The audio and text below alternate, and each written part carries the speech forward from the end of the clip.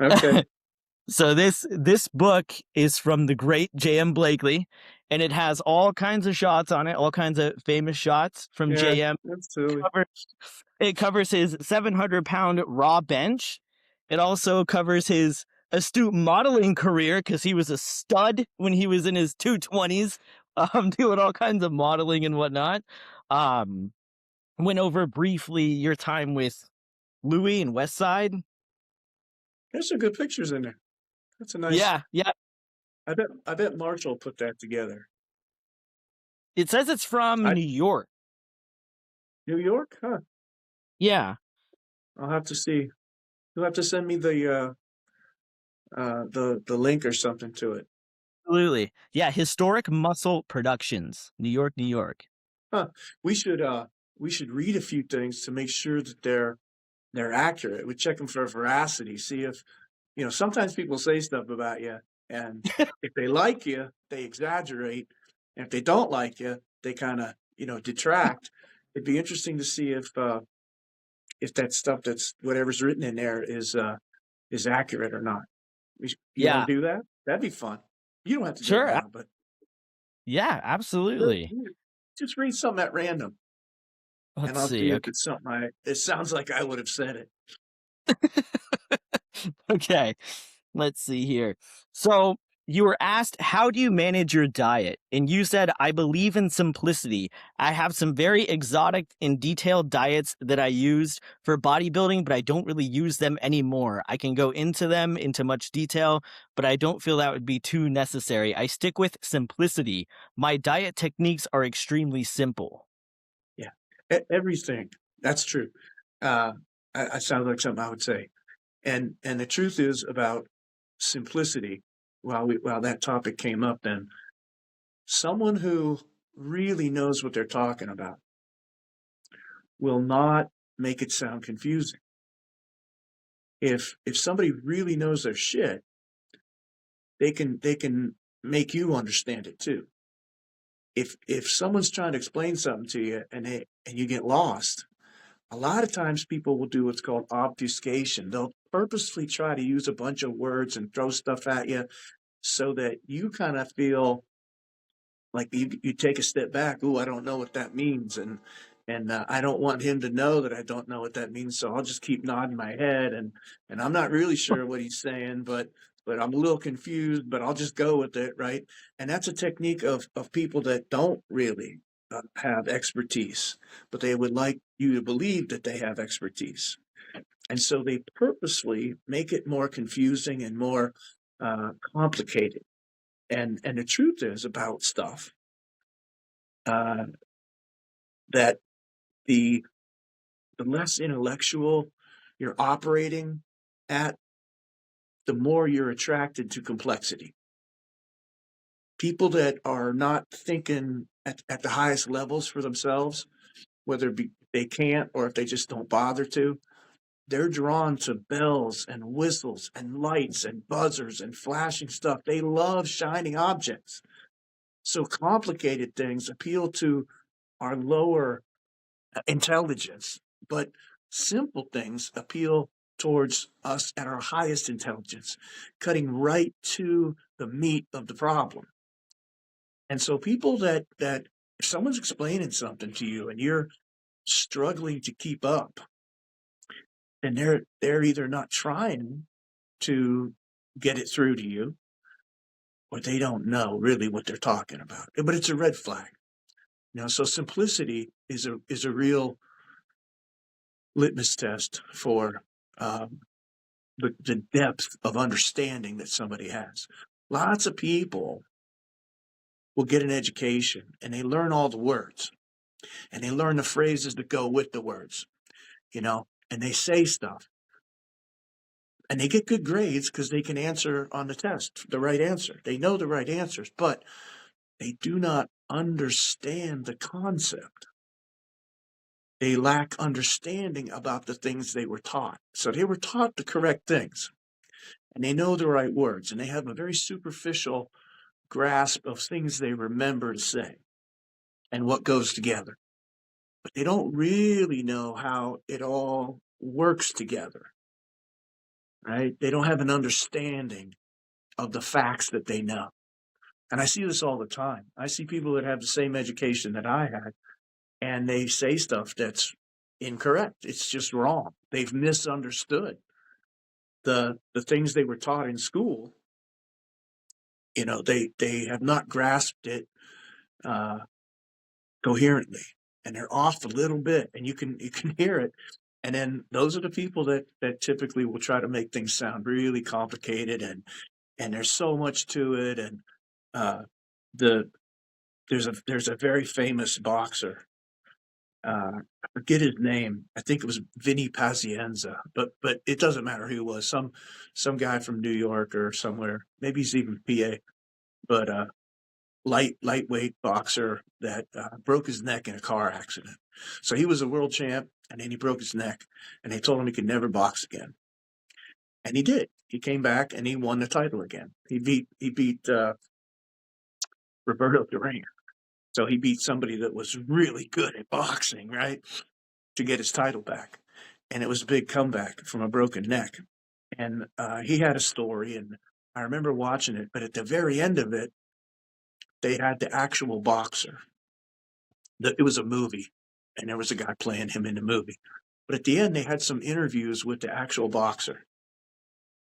And this one lady's asking him, she said, you know, you had a lot of trouble with some of your managers cheating you and stealing money from you. And you know, you had some really some tough times with that. And what's the biggest lie that anybody ever told you? That was the question. And his answer was, well, it's not that simple.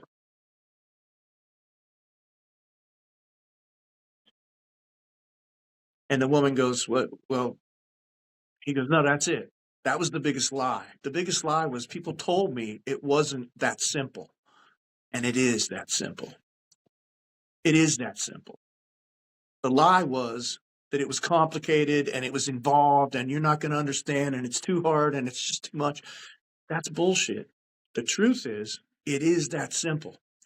And so this is not just with my diet, but with my training and to some good degree, my life is about simplicity and accuracy and precision and not a lot of decoration and fluff and superficiality. And I think I learned that from science, right? There's a principle in science and also in logic that it's called Occam's razor. Are you familiar with it, Robert? Have you heard about it? No. It just means that if there's two competing or several competing explanations for something, we should go with the one that doesn't require a whole lot of assumptions. We should go with the simplest one, right? So you cut to an explanation that gets and you stick with that until more data comes in. So if the example I usually use is kind of silly, but it illustrates it. If you walk out to your car and there's a fried egg on the top of your hood, and you go, what's going on here, right? And you think, okay, well, here's a possible explanation. Maybe there's aliens who have come back in time, but from a completely different dimension. And they've moved back in time, and they're sending me a message about, and you go on and on and on with this really complicated explanation, right? And I won't bore you with it, but that's a lot of assumptions that, you know, that there are aliens, there are other dimensions, that time travel is possible, that the aliens would care to give you a message. There's a whole lot of assumptions for that explanation. Here's another explanation. Oh, somebody in the neighborhood is playing a joke on me, right? That requires Yep. a lot fewer assumptions, right? It cuts to an answer that's until we have more data. All you have now is you see an egg on your car, right? That's odd, right? You can explain it in different ways with more or less complicated ideas. But the scientist and the philosopher will cut through the ones that require you to make all these assumptions. aliens exist, time travel is possible. You know, the aliens want to talk to me. The message is this or that. Like that's a ton of extraneous, extra complicated things. And people that operate at a lower intelligence are fascinated by that kind of stuff. They love it. All the complicated conspiracy theories. Now there are conspiracies in the world that happens, but they like to make up extra stuff. They add in stuff like it could be this and it could be that. And well, what we should do until the rule of thumb, this Occam's razor rule in simplicity, is that we cut right to the simplest answer, which requires the fewest amount of assumptions to explain the data that we see at the present time. And then we look for more data. Like that's not a very satisfying answer. Somebody's playing a joke on me. Like I'd like to find out who it is, right? And I would investigate more data, do more testing, do more science. But and this really applies to not just the diet, but to training. Like people do a whole bunch of stuff that we could cut away. And I did. I cut it all away. My training's extremely simple, and it just focuses in. It's accurate. It's precise. And it's not wasteful. You know. And I think that when you're first starting out, it's fine to waste time because you're nowhere near your potential. Practically anything you do in the gym is going to move you forward. But as you start to run out of your potential, and energy becomes a huge factor in whether you can recover in time to train again for your next workout. You can't be wasting energy because your results will suffer. And so this becomes more and more important the longer you stick with your career in anything. Everything gets harder, but certainly weightlifting gets harder. Every workout should be heavier than the last workout. Every year you should be lifting more tonnage per year. Like that's the whole point, is for it to get heavier, not easier. It doesn't get lighter. You don't lift lighter weights year after year. You lift heavier and heavier and heavier weights. And so if you and those people will get to a point like with the bench press, about 300, 350. And then they get to this point where if they haven't figured this out, they make some excuse for why they can't go any further than 3 or 350. It's I plateaued, my program, my genetics. Like they make up all these excuses for not having figured out how to cut away all the extra stuff that they're doing so that they have the energy to do the thing they want to do and they focus on the goal. But we could talk more about that or not, but I've been talking for a while. So, but simplicity that was accurate in the book. I was glad to see that. And I think I've emphasized simplicity enough here, right? It's super, super important. And it becomes more important the further you go.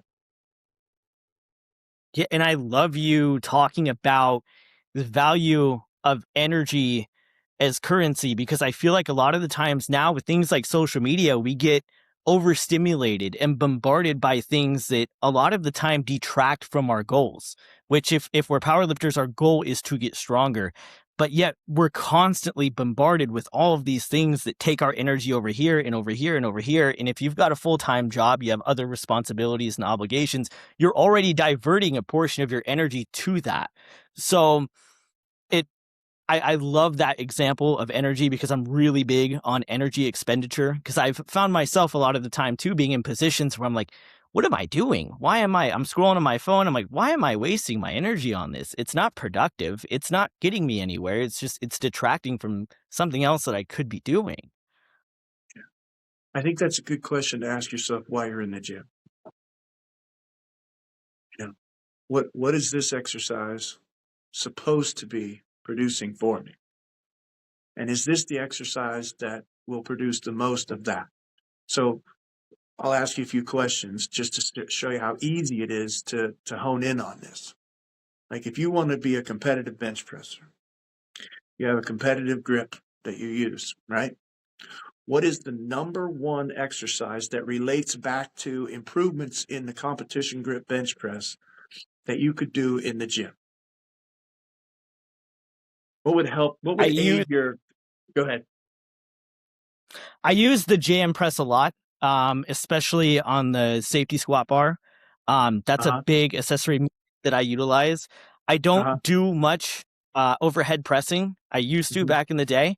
My bench stagnated for a while. It took me 2 years to get from 375 to 405. And yesterday I hit a raw PR of 423. I weigh about 216 pounds. So that was a really big deal Good. for me. And That's a I know nice lift. Yeah. But let me interrupt you there because we're moving away from the point. The point is what exercise is the most will relate back percentage wise back to improvements in the competition grip bench press. What exercise in the gym that you could do is the number one. Like some exercises don't, like if you do calves, you know, that's not going to relate back to your bench press power much, right? That's a low percentage, right? So what exercise is the number one exercise to improve that? this might sound dumb, but I'm going to say the bench press. No, the competition grip bench press, not any other grip bench press, not narrow, medium, wide, not a varied grip. The number one exercise that you could spend energy, glucose, calories, mental. When you use your brain, you're using glucose in your brain. Like that's Yep. calories. Like it's hard to try hard. Costs you calories, right?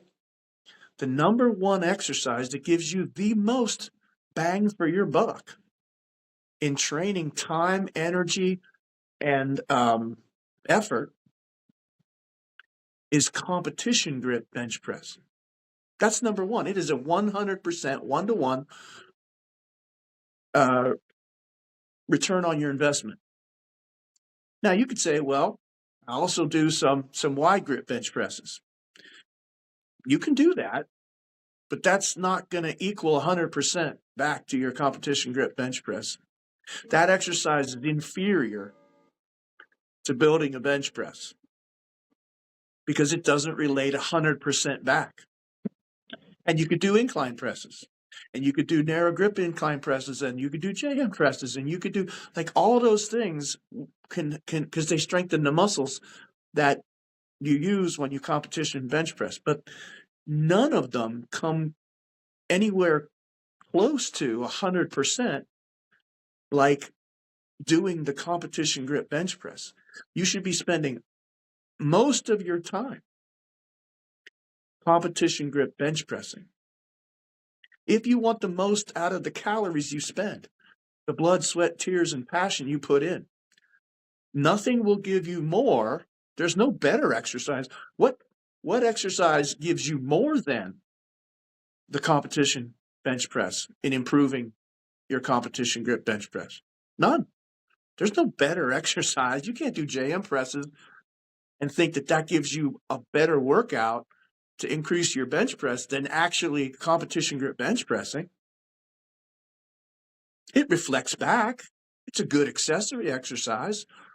It might have 75% maybe. Finishing a bench press is a lot of triceps. But nothing is better than competition grip bench press. And so without having to think very hard, the majority of your time, energy, minutes in the gym, sets, reps, should be doing that exercise if that's the exercise you want to improve. And the more time you spend doing other things is an opportunity cost that you lost. You could have been bench pressing with that energy. You could have been getting 100% back instead of 95% or 75 or 90%. You can make some good progress doing close grip bench presses and it will help your bench press. So if I take two groups of people and I test them on the bench press, 1 rep max, and I test them on the incline press, 1 rep max. And I take one group and I train them on the bench press only for 6 months. And I retest them. Would I expect their bench press to go up in the same, more, or less than their incline press? It would probably be more in the group that's utilizing the movement, the competition bench press. And if I train the other group with only the incline press, would I see their bench press go up in 6 months? Sure, No, not but that not as much. You wouldn't expect it to go up as much as their incline press, right? Because Yeah. that's what they spent their time training. So every time you're not doing bench press in the gym, you have to be thinking about why. Why am I not doing bench press right now? What's my rationale? How do I justify not benching? What do I think this is going to give me that benching doesn't give me? Nothing better than, not more than. Like you can't say, well, I want to work on my weaknesses. I want to work on all my weaknesses, right? And that's fine. You should work on you, but you don't win with your weaknesses. If a wrestler goes into a match and he knows his opponent, he's not going to be like all week working on the weakest thing he has to build it up. He's going to try to beat that guy with his strengths, not his weaknesses. Spending time on your weaknesses is a bad choice. Spending time on a shitload of accessory exercises because my shoulders aren't as strong as my triceps and my blah, blah, blah. That's it doesn't fit this rational, logical approach. It's illogical. You're spending time on something that doesn't give you back as much as some other thing could be. And the more it reflects back to your competition bench or your competition squat, the more valuable that exercise is to improving your performance in that lift. And nothing else comes close. Like it's a choice against competition bench press training to do any other exercise. Now, I'm not saying that you shouldn't do other exercises. I'm saying that when you come right down to it and you think about how your program looks and what exercises you choose, and you've got a big long list of things on there, yeah, they may all reflect something back to your competition bench press, but you should think about how much. And then you should think about how much should I be doing, dumbbell kickbacks? How much of that should I be doing? How much does that give me in my bench press? Like, because you can spend your energy on that. You can get tired doing that. You can fry your tries out doing that. Or you could competition bench press. And so it's a mistake to have a lot of training in accessory exercises. It's an enormous mistake. It's exactly the opposite of what you should be doing. I've heard people say that like you should have 80% of your training time on accessories, on your weaknesses, and only 20% in the main lifts. That's exactly the most wrong thing you could do. By this logic, and this logic holds up. It's not logical to spend time and energy and effort and calories and setting up a recovery burden on your calves. Like you could see that clearly, right? Why are you spending so much time on your calves, right? That's not going to help your bench press. You could see that clearly. Now just apply that to every single accessory exercise that you might get distracted doing. And don't get distracted. Stay focused. Keep the goal in mind. Don't just do stuff because people do it. Any exercise that you use to strengthen your triceps will help your bench press because your triceps will be stronger. So it's not a waste of time, but it's not the best time you could spend. Most of your effort should be into perfecting and mastering the things that you want to compete, that you actually do. So not a lot of wide grip benches, not a lot of medium grip benches, not a lot of, you're just giving back percentages off of what you could be getting if you spent more energy benching. And Yeah. it's counterintuitive, but it's been done so long that way that and it sounds right. Like, I got to work on my weaknesses. I don't have to work on my strengths. Well, that sounds right, but if you're not good at thinking through things, and you're not good at the skill of being able to tell the difference between what sounds true and what is true. I'll say that again. If you're not skilled at looking at stuff and thinking about the difference between things that sound true and things that are true, then you get distracted. You get pulled off of this logic. You're doing stuff that is good, and it will improve, and you might be able to reach all your goals that way, but it's not the best thing you could be doing. And at some point, if you start running out of potential, you bench 3 and you bench 4 and you bench 5 and you bench 550 and bench 5, and you keep going, at some point you don't have much energy to waste at all.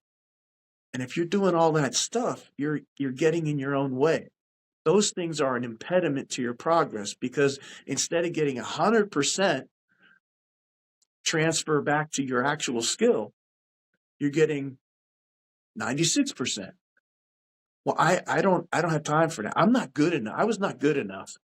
And I was not skilled enough, and I was not genetically gifted enough to compete with the guys I competed against and make that mistake. They were making that mistake. That's why I was keeping up. I was doing everything right, and they were making mistakes. And that's why I was able to stand up there with them and be in that group.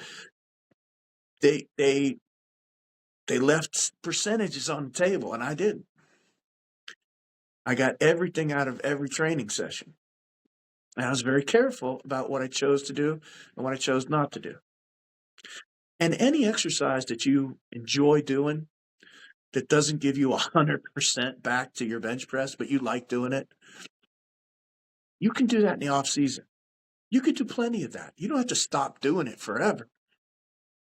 But when you're trying to improve your bench press, you're trying to bring yourself to a point where you hit a personal record, and you're past this 350 point where everybody peters out. Like, everybody hurts their shoulder, or their program isn't working. They start program hopping, and they don't make any progress with that, of course. And then there's the old cop out of, I'm just not genetically gifted. I just my arms are too long, and my blah blah blah, and all that. And those are all fine reasons to quit, but they're not going to get you, right? And so this becomes, as you develop more and more of your potential, and you're lifting heavier and heavier and heavier, this becomes more and more important that you make good choices about your accessory exercises and your training energetics. Where do I spend my energy? What do I do first? What do I do last? How much do I do? And so on bench day, I just bench pressed one exercise. And on tricep day, I would do 2. And that's it. That's all there was. I would rotate a couple of triceps exercises. I did floor press with chains quite a bit, and I did some JM presses, of course. And every once in a while, I'd do some pin presses. And then in the off season, I did plenty of press downs and regular triceps development, but that wasn't part of the strength building. That was just part of muscle building, not strength, not specific strength for the bench press. And I wouldn't bench at all during those times. I wouldn't touch a straight bar. I'd let that rest. I'd let that have its time off. And so simplicity is, at some point, a must, because intensity is self-limiting. The harder and heavier you go, the less you can do. So if I ask you to get up out of your chair, go to your door, and start walking, how far could you walk? 10 miles? I don't know. You could walk a long time before you had to quit, Yep. right? That's low Yep. intensity. Well, if I asked you to go to your front door and do your best, run as fast as you possibly can, as hard as you can, full speed, you might not even make it to your mailbox, right? It's self-limiting. And so as the weights go up, the intensity goes up, and that's self-limiting. You have to do less. You can't do every year, you have to do less and less and less because you're doing more and more and more weight. The intensity goes up. So the volume has to go down. There's no, like, you can't, this is not an opinion. This is not an idea or an argument. It's just a fact of nature. These are the laws of nature. Intensity is self-limiting. You can't just keep doing more and more and more. You can't just keep adding exercises. I remember when I was bodybuilding when I was a kid, I'd learn a new shoulder exercise and I'd be so excited. I'd add it to my program. I'd be like, oh, I learned this new exercise. It's great. It feels great. It feels different. And I had like 5 or 6 different shoulder exercises, right? Yeah. Well, that's because I could recover from it because I was weak and I didn't have to push myself very hard. And so the more exercises I did, the more progress I showed, right? So it seems like, hey, this is how this works. The more stuff you do, the bigger your muscles get. But that changes. That changes. The stronger you get, you start getting into this thing that's self-limiting. You can't just keep putting weight on and just do more reps. You know, there's a relationship between the weight that you put on the bar. As that goes up, what do the reps do? Yep, they go down big time. They come down. They Yep. come down to 0 at some point. You put enough weight on the bar and you can't lift it at all. Yeah. You do Yep. 0 reps with it, right? Yep. There's a relationship, and that's just a factual relationship. You can't have an opinion about that. Yeah. You can, but it's worthless.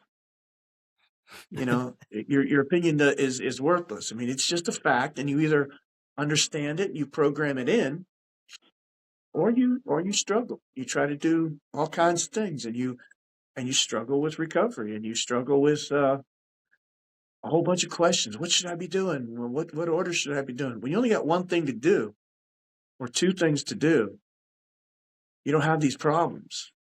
You don't have these distractions. You don't have these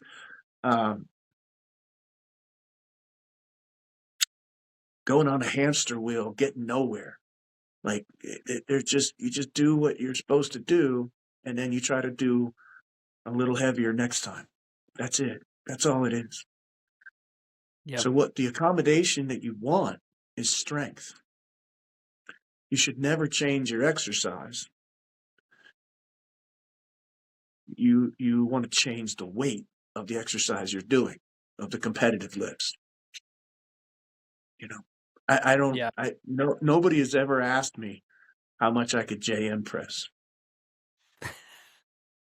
Nobody Yep. cares. I don't. You know, nobody has ever asked me what do I do on behind the neck press or like that. That's not a competitive lift for me. They have it now in some, like they have axle lifts and stuff, but like the thing I wanted to be good at was the thing I did the most of. That's a law. That's a law of sports specificity. You should be doing the thing that you're going to compete at.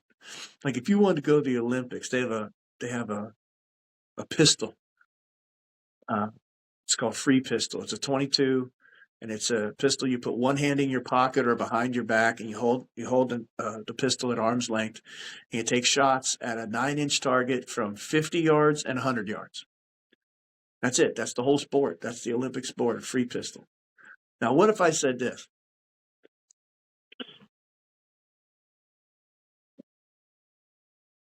I think what I'm going to do is I'm going to step back and I'm going to shoot thousands of rounds from 51 yards and 52 yards and 102 yards. That way, when I go to the competition, I'll be closer and it'll be easier for me to hit this target, right? Wrong. You just got better and better at a distance you're not going to shoot at. And you haven't been practicing at the correct distance. Bad idea. Doesn't follow the law of sports specificity. Same thing with deficit pulls on deadlift. You put your feet on a block and you pull a little further. All right, sounds like a good idea. It does make the muscles work harder. What does it do for your timing? Now you got better at pulling, and the point of the sticking point's not the same from a 2-inch block as it is from the floor. What do you do at a meet? Do you pull from the floor or a 2-inch block? Oh, you pull So from the floor. now you've learned 2 skill sets. It does make Yeah. the muscles work harder, right? That's fine. It's fine for muscle work, but it's really, really bad. It corrupts your actual competitive technique. It's a bad idea. You should do something else that stretches you that far, like a good morning, that you don't compete at, to get the extra muscle work. If you want extra range of motion, you can get it, but you shouldn't try to get it from your competitive skilled lifts. You should keep those pure. The bench, the squat, and the deadlift should be pure. And you should just do those, and not versions of them. Not a slightly wider grip or a slightly narrow grip. That's more motor patterns. You should have one motor pattern. You should try to get really, really good at it. Otherwise, you're leaving percentages on the floor because it doesn't transfer back 100%. Yeah. I Yeah. couldn't. I don't want 99% of the gain that I could have got from my workout. I worked out too hard and heavy to walk out of there without 100% of the gain that I could have got. Like 98 was intolerable. 97. Now Yep. you make progress. You make tons of progress getting 90% out of your workout. But that's the wrong way to think for a champion. It's fine for regular people, But if you have a champion mindset, you're like, no, I gotta do the best I can do. There are lots and lots of good ways to do anything. Lots of good ways to do it. There are a few great ways to do it, right? Really great ways, but there's much less of those. But there is only one best way to do something. There's only one of those. There's not two. There's only one best thing that you could be doing for yourself. Now you could, if great results are enough for you, then you can do it great. If good results are enough for you, then you could do one of the good ways. But if you want the best results, if that's where your mind is at, I want to be a champion, I want to be the best I can be, then there's only one way to do things. It's not confusing. It's not complicated. It's not involved. It doesn't have a lot of gears and levers and dials and moving parts. It has very few moving parts. And this inevitably leads to the best results. And if you're not worried about being your best or being a champion, you don't need the best results. That's okay. Like, people do this for different reasons, right? But I don't think there's any good argument to be made for doing something with that requires so much effort and commitment and discipline and sacrifice and not wanting to be your best. I don't Right. see that. Just I'm just doing this for fun. I'm doing this for shits and giggles. That's okay. And I do know some people that do that. They don't compete. Yeah. But they want to be their best, though. See, they don't compete, but they don't leave anything on the table. They don't do a workout where they get 95% of the results they could have got. They don't do an exercise to give them 95% transfer back to the thing they want to get better at. And they don't fuck around with their skill. They don't shoot from a distance that they don't compete at. They don't get better at something that they're not competitive at. It's not a good use of time. And what will happen is, if you keep going, you'll get to the place where you don't have any extra time anymore. You're not a young kid that can just add another exercise to their shoulder routine. You've got to start removing exercises. And here's why. Intensity is self-limiting. Let's say you have a chest workout you're going to do. And you're going to do 4 exercises. You're going to do a press, bench press. You're going to do dumbbell bench press. You're going to do incline press. You're going to do cable crossovers, and you're going to do dips. That's not an unusual thing to see. So let's say you come in, Robert, and you give me 100%. You actually do your best on the first thing, dumbbell presses. And we do a couple sets of those. We do 3 or 4 sets of that. And you give me the best effort you have. You push yourself as hard as you can go. You lift the heaviest weight that you can move. You push it to absolute failure every time. You use all the concentration that you can muster up, all the emotion that you can muster up. You get fired up for every set. You do your best. And you give me 100%. Now, when we move to the second exercise, incline press, what do you have left to give me now? Little to nothing. Less than 100. It's a math Much problem. less. If you give me 100%, what do you have left? I got nothing. I Right. got nothing. Correct. That's it. So by definition, if you want to do 4 exercises in a workout, you can't give 100% on any of them. You're not doing your best on any of it. You could pretend you are. You could get tired. You could be tired at the end of it and say, I don't have any more to give in total, but you didn't give your best on any of those exercises. You held back and did a percentage of your best on all of them. You're not getting 100. You're getting 90, 91, 85. And that goes down as the exercises go by. That 4th exercise, what's your weight like on that one compared to the one on the beginning? You see how it's self-limiting? You can't do it. You can't. You can't talk your way around this. This is just a fact. Yeah. This is how it is.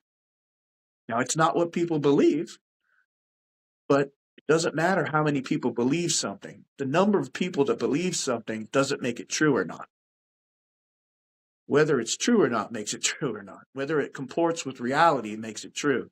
It doesn't matter how many people you can get to agree with your dumb idea, your opinion about something, or your religion, or your politics, or your weightlifting program. Doesn't matter how many people agree with you. Does it comport to reality? Is it true? Can I tell the difference between something that sounds true and things that are really true? And if we don't practice that, if we don't get good at that, we end up believing a lot of things that are not true. And I personally want to believe as few of those things as I can, and as many true things as I can. And there's a method for doing that. And you got to think through these things. And you have to ask the questions. And you got to know a little bit about it. You have to know a little bit about the rules, the physiology behind it. But it's not unknown to people. Like these aren't groundbreaking concepts. You know, I learned them in the late 1900s. They haven't changed. None of this has changed. The human body works exactly the same way as it used to for 50,000 years. There's no new shit. It's all the same. Wow.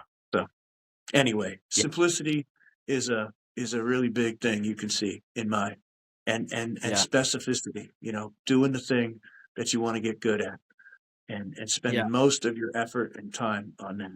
And the other things, they may have a place in your overall yearly workout, but they're not, they're a side bet. They're a side activity.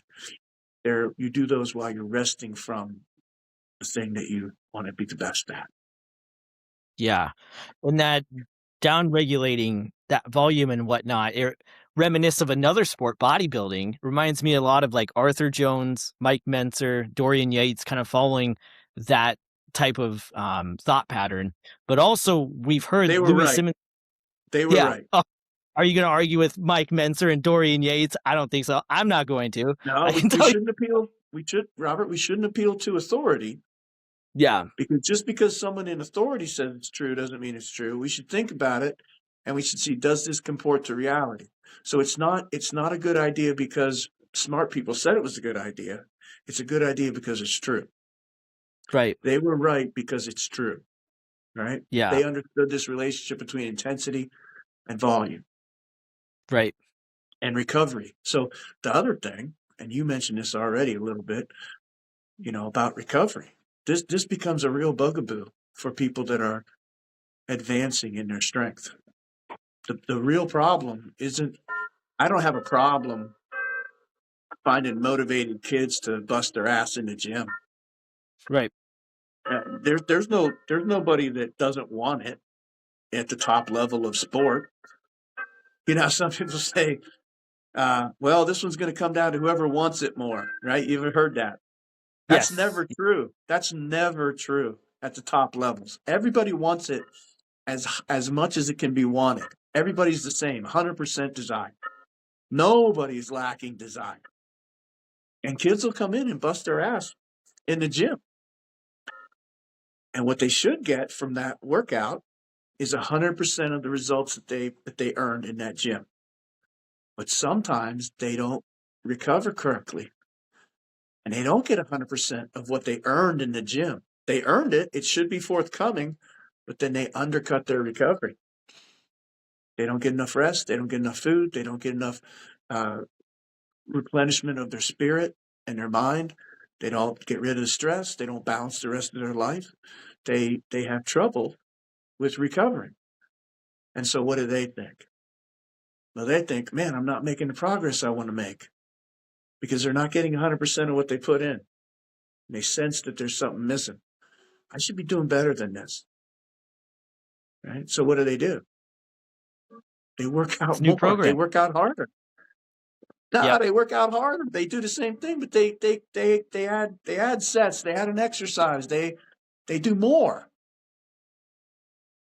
And what does that do? That further digs them a deeper hole into their recovery. The problem isn't that they're not working hard enough in the gym. That's not their problem. The problem isn't that the program they're on doesn't work. That's not the problem. The problem is they're not recovering. And so they're only getting a percentage of the results they should be getting for the amount of work that they've already put in.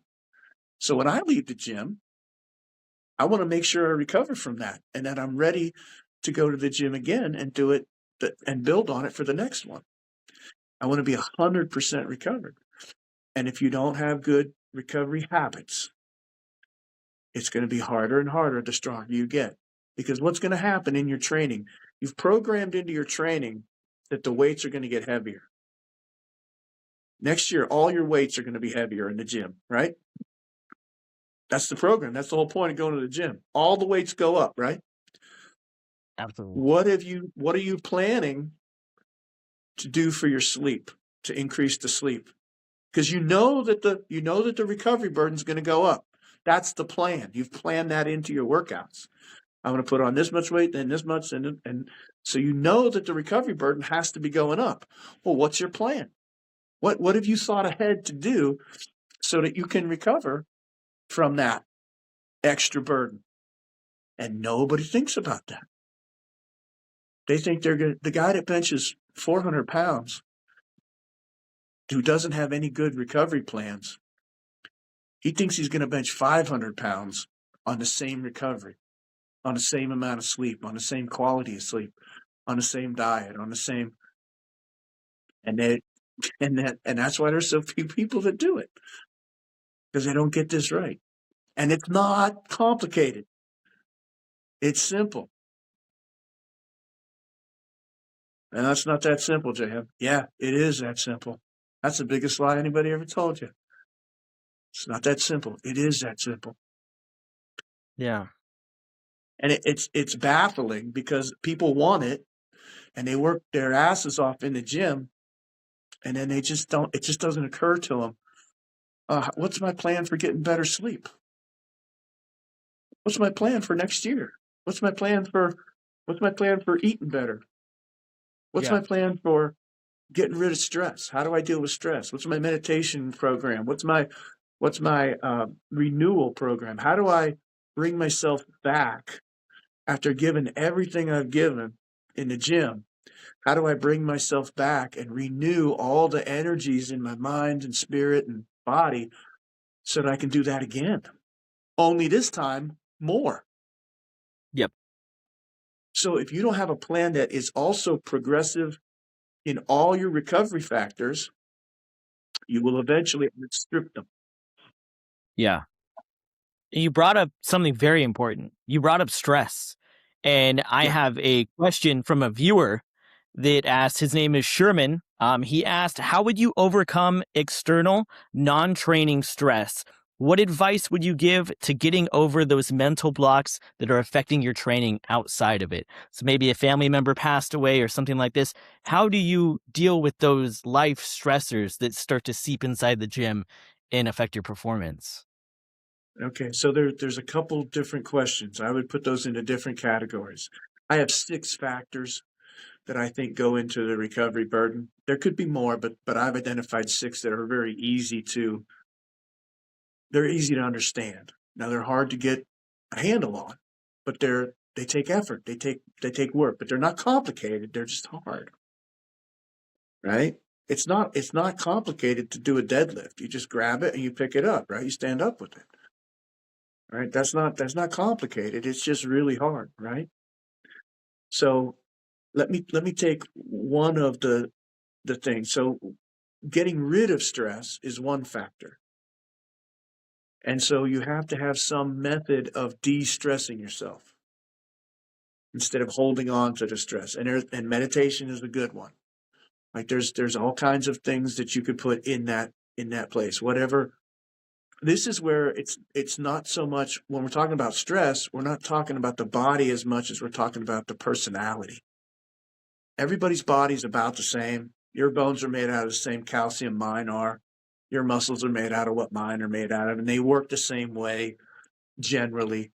What's really different about individuals is their personality and their attitude, the way they think. That's extremely varied. Like when people say, "Oh, you got to find your own, program. You got to find what works for you." You don't. Every lifting program will work for muscles. Yeah, and your muscles aren't any different than anybody else's. What's different about you is your attitude and your personality and the way you perceive the world, your worldview. So one thing to do is you have to get rid of the stress. That's the first thing you mentioned, right?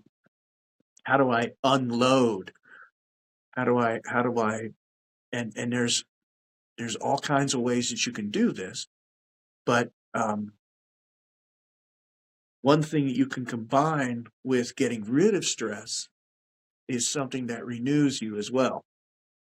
So something that not only unloads the stress, but also recharges, brings back your batteries, renews you.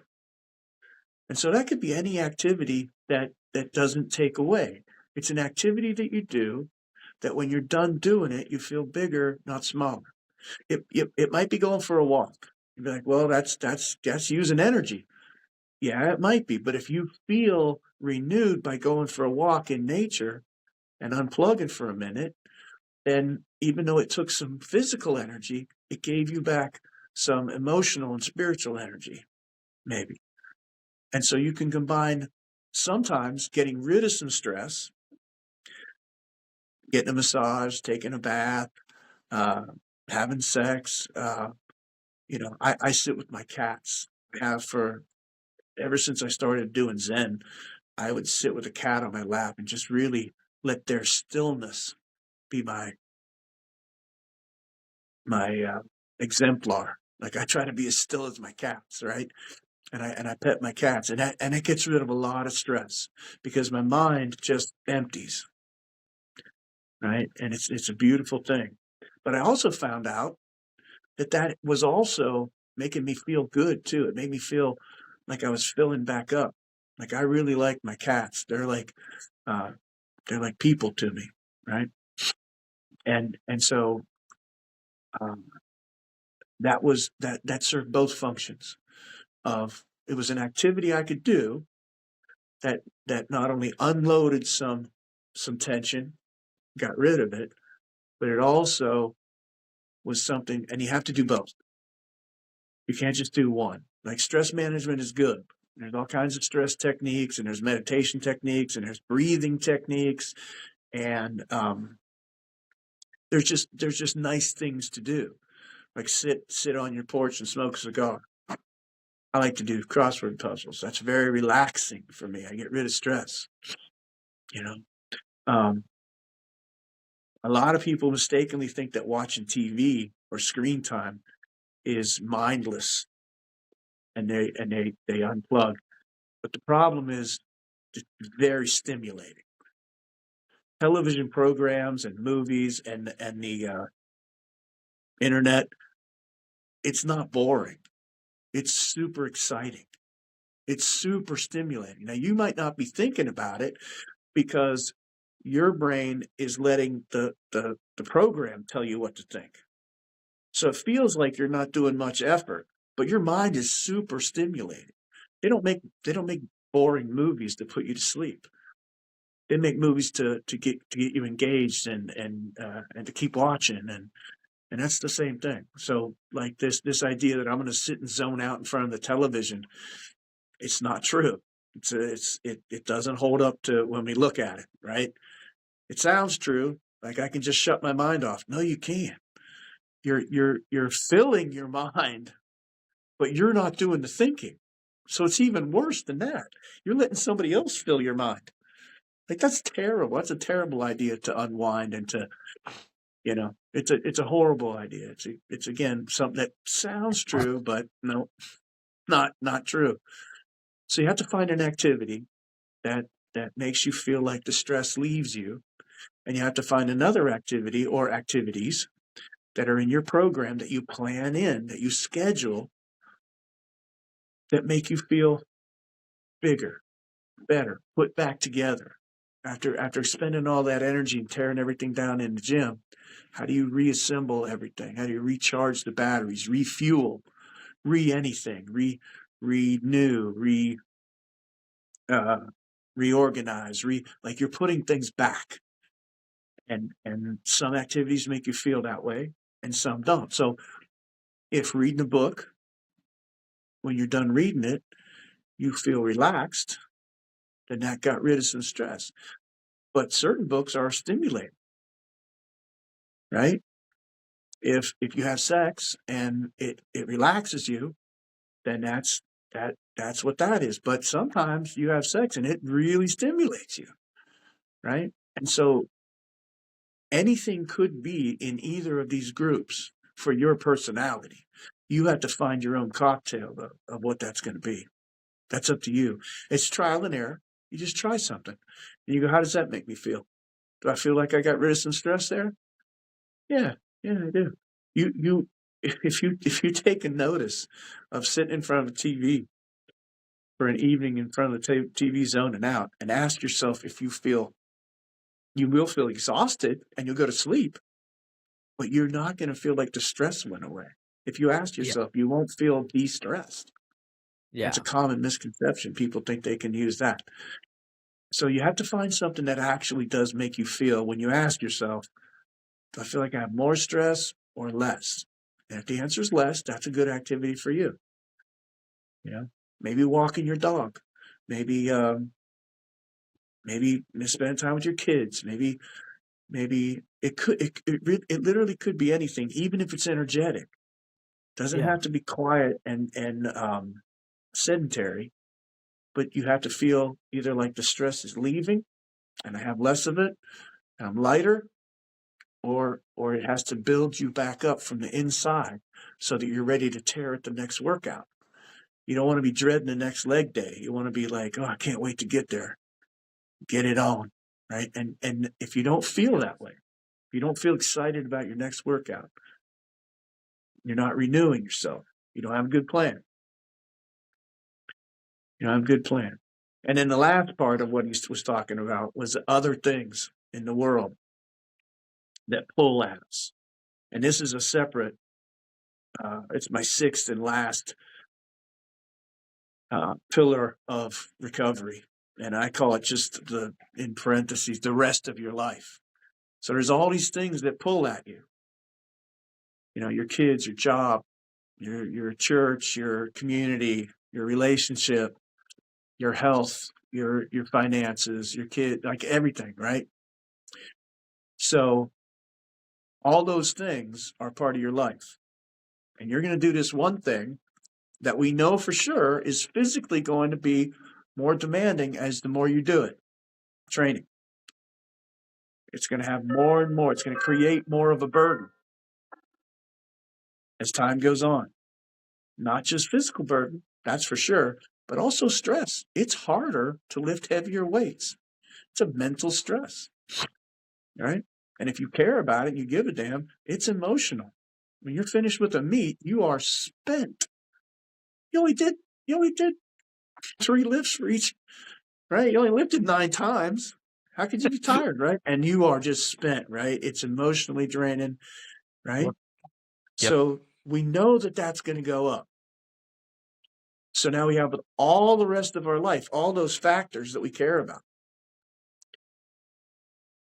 And people don't think about this, but when the cost goes up for your training recovery, and it's going to, because you're planning it to, what are you going to sacrifice out of the rest of your life to make up for that energy? Where's it going to come from? Now, when you're young, your life's not that busy. You don't have much responsibility. You know, you can just keep training harder and harder and still not have to change your life too much or prioritize or sacrifice. But when you got life up and running, like it sounds like this guy, you're going to have to think, what can I set on the back burner for this next competition so I can peak with this extra? What am I okay with sacrificing? Everybody gets 24 usable hours every day. Everybody gets the same. Rich people get the same as poor people. Smart people get the same as dumb people. Nice people get the same as evil people. Like 24 hours, and you get your choice how you're going to use them. But nobody gets more than that. You know, people say, I don't have time. I don't have time. Everybody gets the same amount of time. And you have to decide what's going to fill those hours and what you can set aside and what you can't. You know, if you got a sick parent or a sick kid, I don't think you can set that aside. I think that's going to have to take priority over your training session, right? But some people don't. Some people don't. Arnold famously in Pumping Iron didn't go to his dad's funeral. So, but those are personal decisions that you should think ahead of, because you know for sure that the training and recovery burden is going to go up. So you make a list of all the other shit that you do, and you put it in order. What can give me a little bit more energy? Where can I? And it's not like you're not gonna never do that thing again. It's not like you're taking it out of your life. It's temporary. But if you haven't thought through this thing, what will happen is your subconscious will make decisions for you.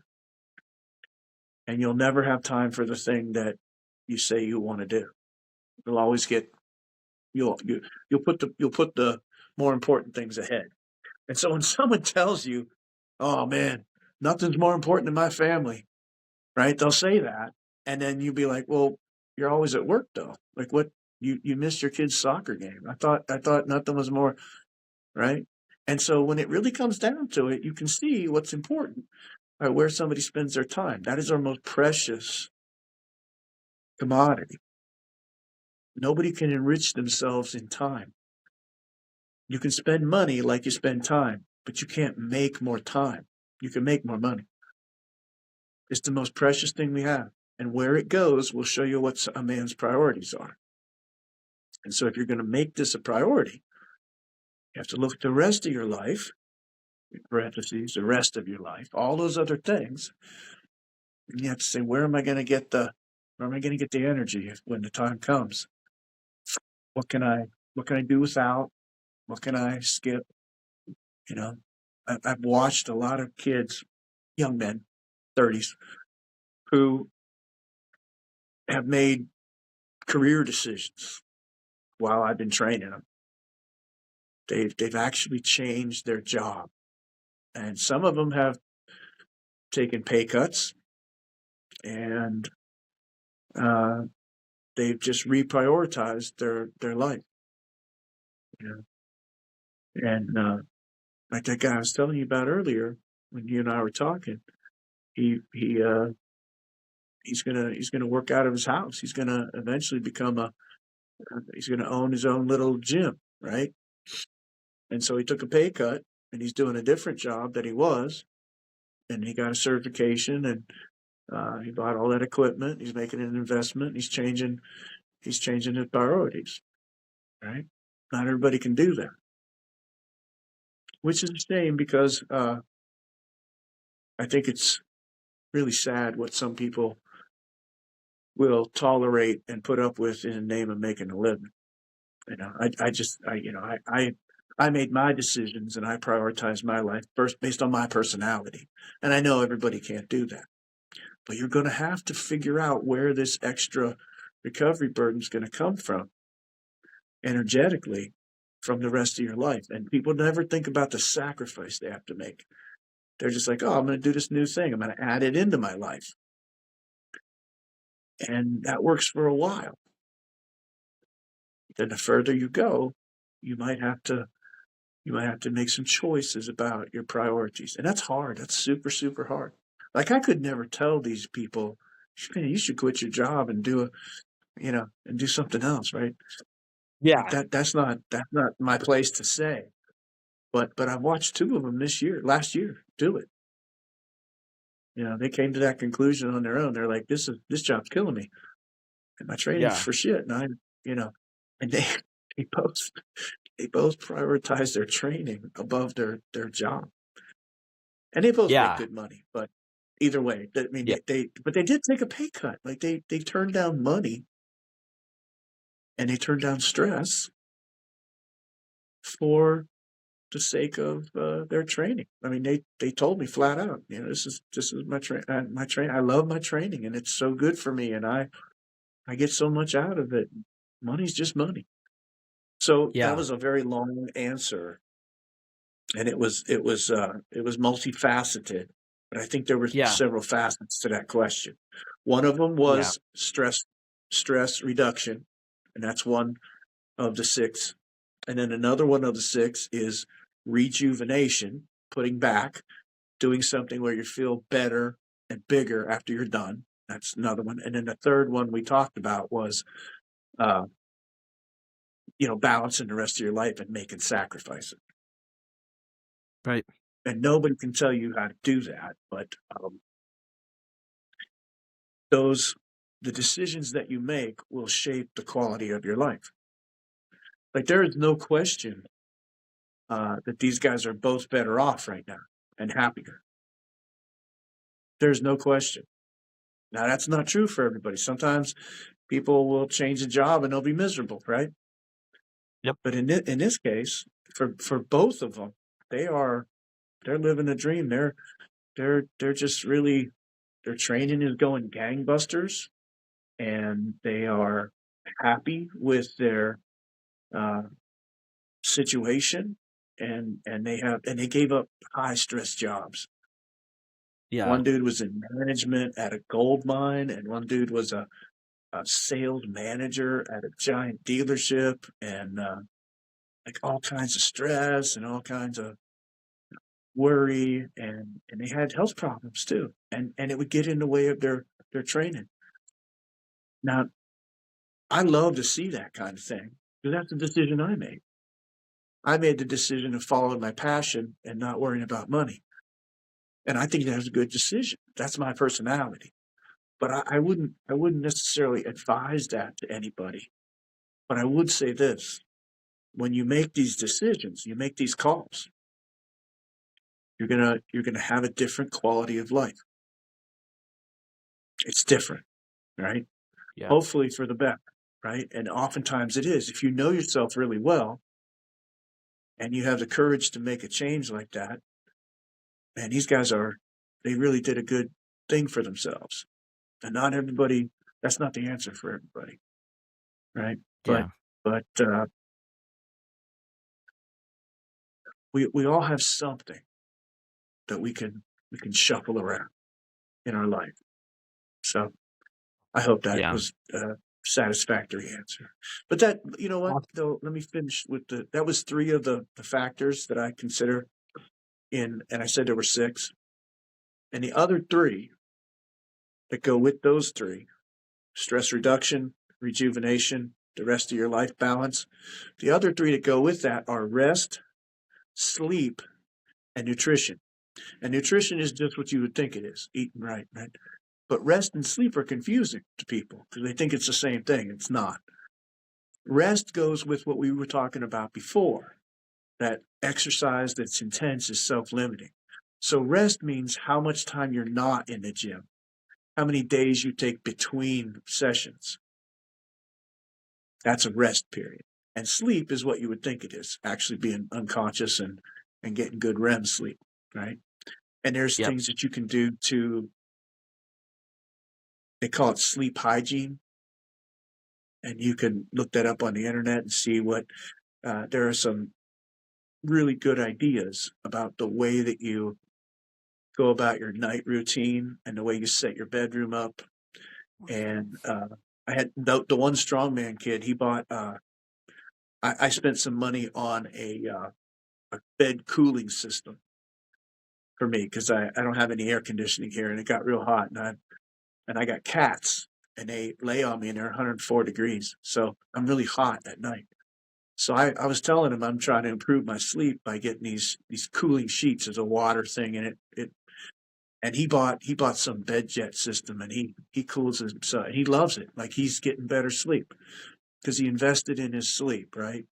And darkening out your room and keeping it quiet. There's all kinds of things you can do to not only get more sleep, because you can't just keep adding hours, 9 hours sleep, 10 hours sleep, 12 hours. You can't just keep doing that. Yeah.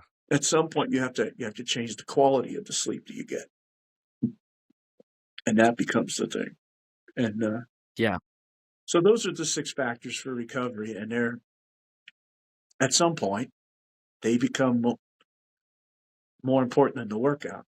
The workout you get pretty good at. You know, if you've got yourself to a decent place in strength, you kind of know how to get strong. And what people don't know how to do very well is recover from greater and greater and greater burdens. Yeah. Yeah. And definitely along the lines of you built a big reputation for being cerebral for many different reasons. And we have another question here from Keegan Dean, who asks, how did you approach lifts in competition? How did you get yourself ready to be your best when it matters the most? So one of the things that's in my program is I set my training for bench press up like a meet. So at a meet, you're going to do a warm up pattern. You're going to take 3 heavy lifts. That's what a meet is. And so when I would train for bench press, I would do the same exact pattern warm up. And then I would do 3 singles that were near maxes. They weren't actual maxes, but they would give me a chance to practice putting my head in the same headspace of doing one really good rep, clean with good technique. And then I would do 6 sets of 6 of training. And so every time I did a workout, I was actually practicing to do a meet. Only the meets were way easier. The meet was just warm up and then 3 singles. Whereas the Yeah. training was warm up, 3 singles. They weren't maxes though, 3 near maxes, and then 6 sets of training for strength. So I competed in my head every single weekend. I mentally went through all the things you would do in a meet as if I were in a meet, both the night before and on the drive to the gym and eating and listening to music and getting to the gym. And like it was meet preparation over and over and over and over. And in my head, it was real. So, I competed for 10 years, but I probably have more meet experience than any power lifter ever had, because every single weekend for 10 years, I did a meet in my head and partially in my body, right? I did the exact pattern warm up. I did 3 singles for having a good stroke, and then I trained on top of that. So it was the answer to the question is I practiced it. I practiced it and practiced it, and I perfected it. And I tried different things, and I got better and better and better and found what worked, what got me the results I wanted, what got me feeling the way I wanted to feel in my head for max lifts. And so again, very simple, right? Yeah. That's the whole thing. That's the whole program. That's it. That's everything there is. But everything that I did had a reason. I could justify every choice that I made.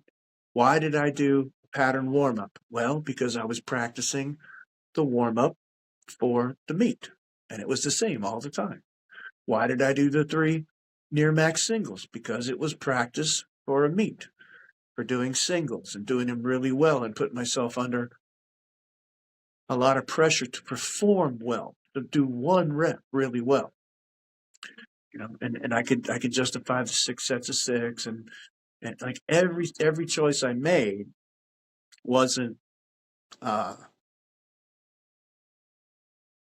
it wasn't non-supported.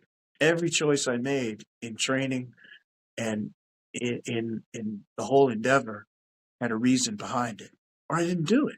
Like if you don't have a reason to do it, why are you doing it? So the default should be, I'm not going to do it until I have a reason to do it. Right. If I don't have a reason to do it, I'm not just going to do stuff. I'm going to save that energy for stuff that I do have a reason to do. Right?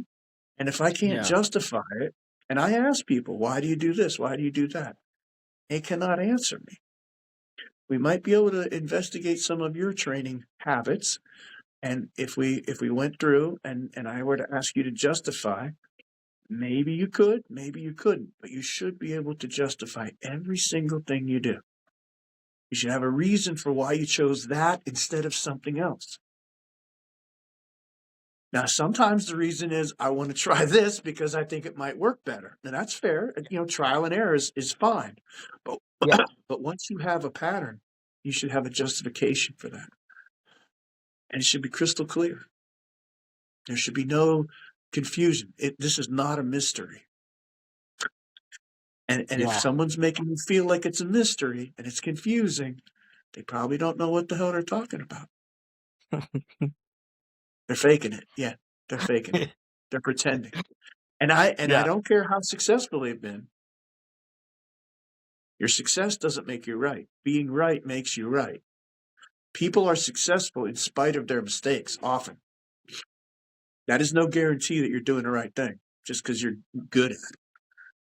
Yeah. Right? And that's a mistake that people make. They go, oh, that guy benches, 600. He must know what he's doing.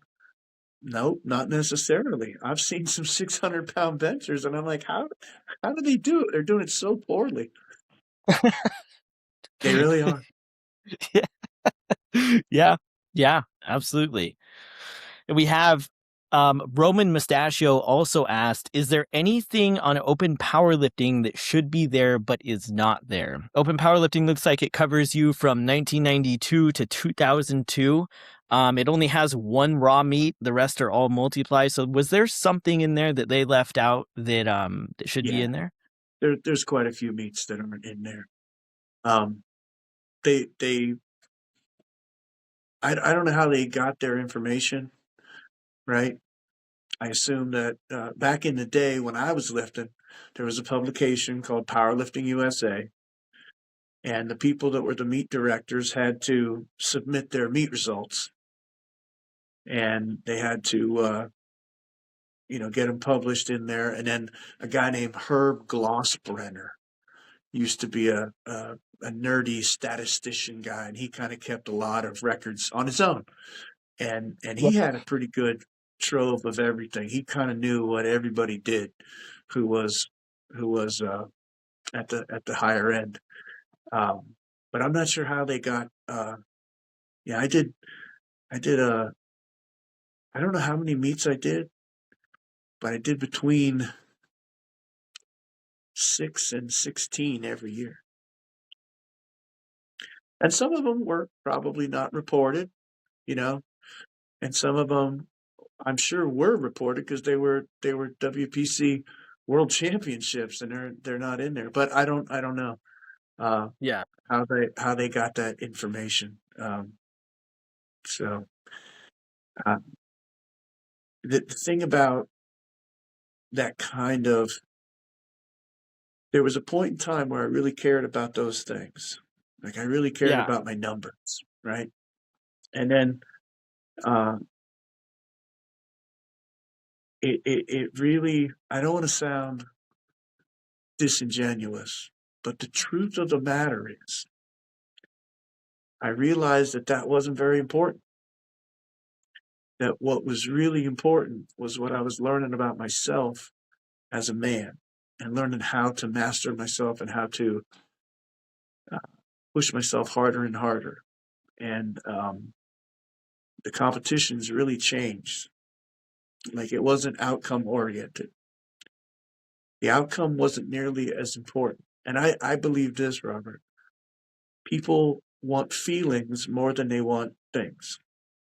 What I mean by that is, let's say you want to deadlift 700 pounds. Have you deadlifted 700 yet? No, that's my goal for this year. That's funny that you brought that Okay, number so up. Wow.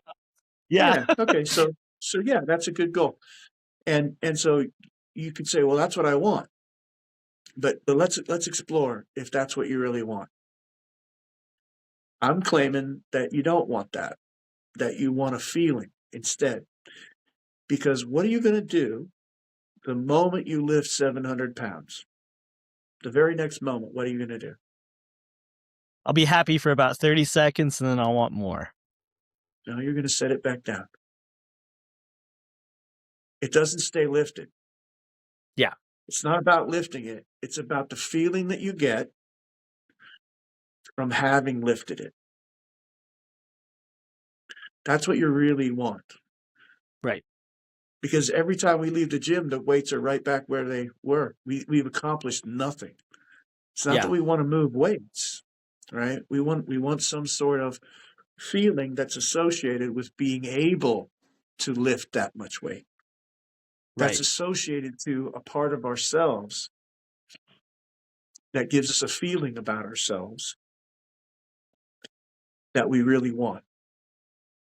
And after you lift 700 pounds, what will happen? You said you're going to want to go 705, right? Yep. There is no there, Robert. There's no Yeah. there. And the goals and the outcomes pale in comparison to the lessons we can learn about discipline and persistence and sacrifice and tenacity and self-confidence and trusting ourselves and coming through for ourselves and betting on ourselves and there's so much more that doesn't go away immediately after you lift the weight. As soon as you lift the weight, you're going to put it back down. But the man you become, man you turn yourself into to be capable of lifting the 700 pounds and putting it back down, that's who you are. That's who you are in the shower, walking up and down the stairs, on the street, with your friends, with your loved ones, at your job. That's who you become. So what's more important? What's really important here? What are we really chasing here? And once I saw through the numbers thing and what I really wanted out of this and why I was so driven to do it, I didn't bother to keep too much track of that stuff. Because I saw really clearly that what I really wanted was to become a certain kind of person, a certain kind of man. I wanted to be the kind of man that could lift 700 pounds, right? Because when I was lifting 400, I wasn't that kind of man. I wasn't the kind of man that can lift 700 pounds. I had to become a different man. And what I learned through all this, I did it for all the wrong reasons in the beginning. I did it because I wanted to lift 700 pounds. I did it because I wanted to bench a lot. That's why I learned how to meditate. That's why I got my sleep schedule down. That's why I learned about nutrition. That's why I learned about discipline.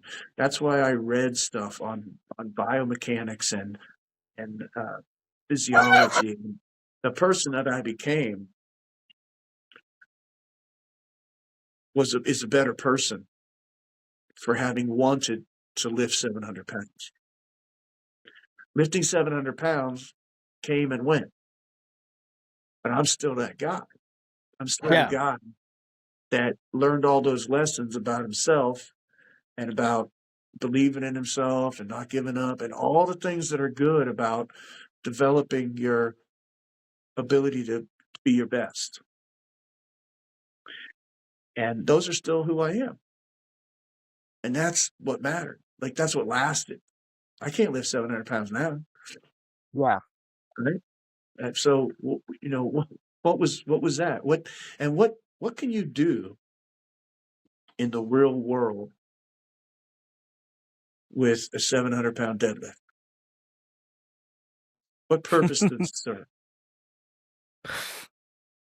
Not much. What's one good thing you can do with it? If you're not in a gym and there's no barbell around, what are you going to do with muscles that can lift 700 pounds in a deadlift? Yep. The Can only you thing throw a is shot put further? Can you run faster? What can you do with that? And the answer is probably nothing. Nothing. It's too strong. There's no use for it. Yep. But is there a use for a man in a room full of people who, if the shit hit the fan, that guy would keep his head and he would focus in and he would do what needed to be done in the moment? Is that useful? Yeah. Yeah. Yeah. Yeah. So the It's like lifting thing is stupid. It's goofy. It doesn't mean anything. Yeah. But Yeah. the development of the person means a lot. Like being a guy, even if you're at the grocery store and if the shit hit the fan, you could handle things. You could take care of people and you could help. Like those people in the grocery store are benefiting from you being in that room with them, even though they don't know it. If something were to happen and everybody's going crazy and you can stay focused, like they benefit from having you around. That's a benefit to the world. That's something that's a use. You could do something with that. That matters. Lifting 700 pounds doesn't matter. Yeah. In any real way. But how are you going to become the kind of man that can lift 700 pounds if you don't actually do it, right? You still have to do it, Exactly. right? So we still pick it up and put it back down, but that's not why we're doing it. And so I got disinterested with those things, and I stopped chasing records, and I stopped I just wanted to push myself, do better. Yeah. And you brought up another thing you brought up that is very interesting is the powerlifting USAs, which I have myself. I know Roman Mustachio also has a stockpile. I have probably at least 30 or 40 to the left of me over here. Love those magazines. You are on the cover of one of them that Roman owns. You're sitting crisscross, and it says the caption is the Tao of something. I can't exactly remember what the caption is, but I remember the visual very well. You're sitting there, you're crisscross, you got your shirt off, and you got the headphones on in a Yeah. very zen-like state, and you have your numbers written on your hands. You have things like looks like affirmations written on your arms.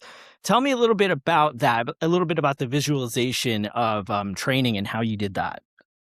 Well, I was a big proponent of visualization. Before I actually benched 700 pounds, I did it try 1 or 2,000 times in my head. Yeah, So when I actually did it, it wasn't very big. I felt like I had done it 1,000 times. right. And you know what I benched before I benched 700? 695. So Yep. what was that all about? It was just about 5 more pounds, right? Yeah. It was just another number. But I I I practiced doing it mentally over and over and over. And when I was telling you about how I would practice for a meet over and over and over again, it was very real in my mind. Like Right. I would go through every detail, and they teach you in all the visualization books and everything. They teach you that the more detailed you can make it, the more the mind believes that it's real. The subconscious believes that you're actually doing it. Right. So you can actually practice, and you can actually practice perfectly without any mistakes if you're doing it in your mind. So there's an old study, really old, 80s, 70s, where they took some kids and they taught them how to shoot free throws, and they put them in 3 groups. One group shot free throws. Another group half shot free throws, and half imagined themselves shooting free throws. And the third group only imagined shooting free throws. So you see the 3 groups? Yeah. Shooting for real only, half and half, or practicing in your mind. Which group did the best? I want to say half and half. Well, that's a good guess, but no, the group that did the best was the group that did mental only. They never missed a shot in all their practice. The guys that practiced for real missed a whole bunch. The guys that did half and half missed a whole bunch. The people that practiced in their mind made it every time, over and over and over and over and over and over. And so one of the things they teach you in visualization is you can't imagine it incorrectly. It has to be perfect. If you start doing your golf swing, or you see the ball going over the lake and it goes in or something, you got to erase that and start over. You have to do a perfect visualization. And so I did perfect visualizations over and over and over. I had back in the day, we had tape recorders, and I would talk myself through every detail of the lift. I'd, I'd, I'd, I'd talk myself through. I'd say, okay, I'm going to put my headphones on. I'm going to close my eyes. I'm going to take a deep breath. I'm going to, I'm going to wait until my guy tells me I'm in the hole. I'm going to stand up. I'm going to put my wrap on my right hand, loop, loop, and I would see it happen. And I'm going to do my other hand, and then I'm going to go to the chalk bin, and the more senses you can involve, like hearing, seeing, and smelling. The chalk has a smell, right? And the bar has a smell, and over time my wrist straps had a smell, right? And they had a smell. And I had a lotion that I put on my elbows to warm them up, and that had a smell. And I had a drink that I only drank, an energy drink that I only drank when I was lifting, and it had a smell. And so I had the smell, I had the sounds of the plates getting loaded, clink, clink. I could hear the songs in my head. And it took me an hour and 15 minutes to talk through a lift where I took it down to my chest and pushed it back up, put it in a rack. An hour and 15 minutes. And so I put it on tape. And I would listen to it, and I'd go for a walk. I'd listen to myself in my own voice tell me to go through all these steps visually. And I'd make it as real as I could. And I would never make a mistake. I'd never do it wrong. I did it right. I did it right again. I did it right again. And so when I actually did it, it didn't feel special at all. It just felt like, hey, I've done this a million times already. I've already done this. Like, it really felt like it was something familiar. Right. And so I did a lot of visualization. And there's rules for it, though, but it could be as simple as daydreaming. If you don't have to get into it too much. You could just daydream yourself winning. But one of the important things is you have to imagine the feeling again. Back when I was telling you, we want a feeling more than we want. So I would imagine putting it in the rack after having lifted it and sitting up on the edge of the bench. And I would try to imagine that feeling that I would get right then. What's that going to feel like? What's the emotion? What's it going to feel like in my body, in my mind? At that very moment where I finally did this thing that I've been working so hard to do, what's going to feel like? What's that feeling that I'm going to get? And I would try to, and I had an idea of what, because I had had victories before. I benched 4 and 5 and 6, right? So I knew what it felt like to make a lift and feel good about it. And I just kept imagining the emotions, the smells, the sights, and I did it every week. And then during the week, I did this. I did about 16 hours of mental work every week, and I lifted for like 4 hours, triceps and bench. I put more time in, about 5 to 1, 4 to 1, in my head than I did in the gym. And I never made a mistake in my head. I did it perfectly, over and over and over, over and over and over. And it's not that hard to just daydream about it. But you got to daydream. You can't imagine mistakes. You can't imagine errors. You can't imagine doubts. You have to be confident. I mean, there's things you shouldn't do, right? You don't want to practice the wrong thing. You should never shoot the ball and see it bounce out, right? That's the wrong thing to imagine. Right? That's negative. But those kinds of practice sessions are super valuable. And I even experimented a little bit with dreams. Trying to program my dreams in. Like I tried to spend as much time of the day on bench pressing. I had 16 things I thought I could be doing at any time. At any point in time. I could always relax myself with a couple of breathing exercises, get rid of some stress during the day. I could maybe go through a visualization. I could do some affirmations maybe about, I could imagine how I'm going to feel. I could do that waiting in line, driving to work. And so I was always thinking about, is there anything, because you can only be in the gym so much, right? Remember, exercise, the intensity is self-limiting.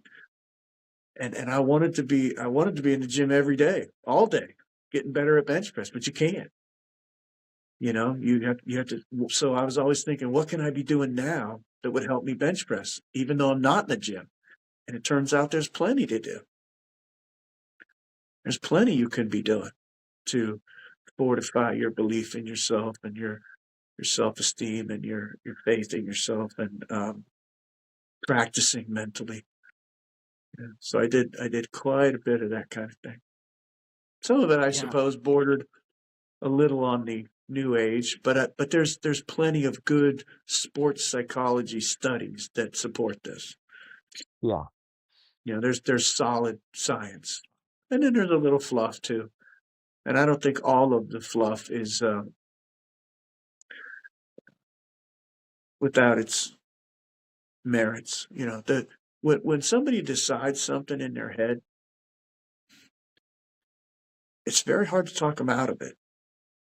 Like, even if it's a bad thing, like, Yeah. you got some of your friends, you're like, no, this is a bad idea. You shouldn't do that. But if they've already decided that they're going to do that thing, it's tough. And it's the same thing with positive things. When you decide you're going to do something, you become very hard to talk out of it. Like, it's you're going to do it. And confidence building, and spending time understanding how to trust yourself.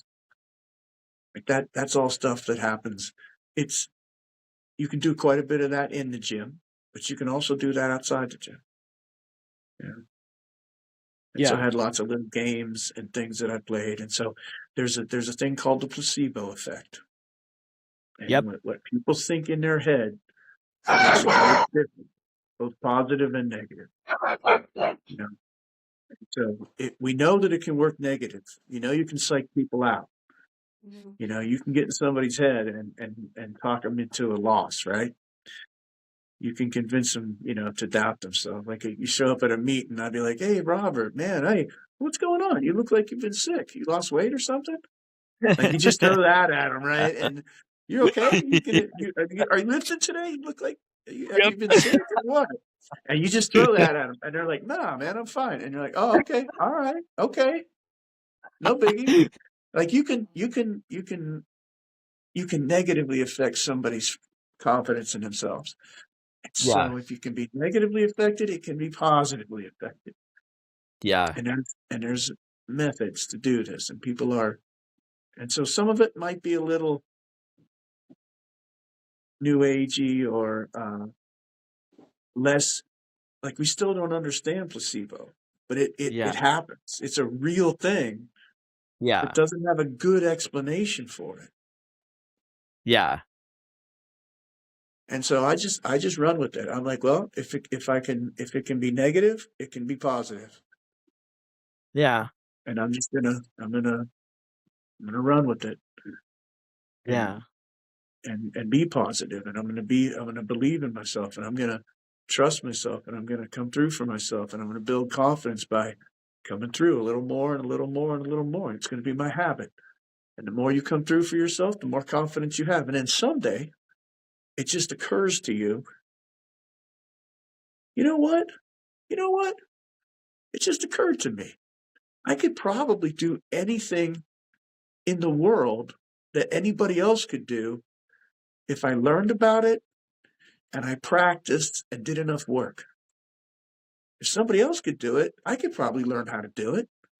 Yeah. Like, you have that much faith in yourself. You're just like, well, I just got to decide what I'm going to do. Yeah. Like, I could probably do that. That guy could do it. All he did was practice and learn about it and keep practicing. I can do that. Like, you start to have this faith in yourself that there's almost nothing you can't do. Now, you Yeah. don't have time to do everything, but Yeah. hey, if I wanted to become a lawyer, I could probably get through law school. I could probably do that. If I could, if I wanted to play golf, I could probably do that. I could probably, and it's true. After I was done benching, I did a couple years of disc golfing, which is a totally different sport. It's 10 hours long in a competition, and you're out there going very slow. It's not high Yeah. intensity at all, right? It's a long day. But I was doing really good at that, applying the same principles. Yeah. And sure enough, if whoever practices the most, whoever does the work, is probably going to be the best at it. Yep. Speaking of that, too, that psychological warfare that you touched on, one of the names synonymous with that is Louie Simmons. And a lot of the stuff that happened at Westside Barbell, I remember when Kenny Patterson and I were talking, he was talking about when Dave Tate had bombed out of a meet, and you had him and someone else on the other side of the table making choking noises and giving him tissues and just really messing with him. And you hear a lot of that, a lot of those infamous stories from Westside Barbell. So what I'm very curious about, and a lot of viewers love to hear about, is infamous Westside Barbell stories or things that happen inside that gym. So tell me a little bit about your experience with Westside Barbell, Louie, and how that all came to about and happened. Yeah. Well, my experience was very different than most people's. So um, I consider myself, I've called myself the black sheep of Westside Barbell. Like I didn't fit in there. I didn't belong there. And Louis worked very hard to get me there. I was benching, and I was the first guy in Ohio to bench 600. And Lou just hated the fact that there was a guy in Columbus that had the biggest bench, and it wasn't at his gym, right? He just hated that. And my ex-wife was training out there, so she was a world champion, and and her and Amy traveled the whole world together, and she had world titles before I did, and and so I mean I knew all about West Side and everything, but I was doing fine on my own, right? I had my own thing, and not only was I doing fine, I was doing better than anybody had in Ohio yet, right? Right. And then I did that, and then I decided to go out there and see what that would be like. And one of the good things about it was that I went out there and I was just an ordinary guy. Like instead of being like this special person that was stronger than everybody around, I was just another guy. Everybody was lifting what I was lifting. I was just ordinary. I just blended right into. I looked to my right. There's George lifting what I'm lifting. I look to my left. Kenny's over there. He's lifting what I'm lifting. Everybody's lifting. Everybody. I just was. It was a really good place for me to be. To just not have to be the special guy that can bench 600. I could just be in there training. And Yep. nobody, like I have 5 or 6 plates on the bar, and nobody cares. Nobody cares. I'd have to go, hey, can you give me a spot? And they'd be like, oh, yeah, okay, right?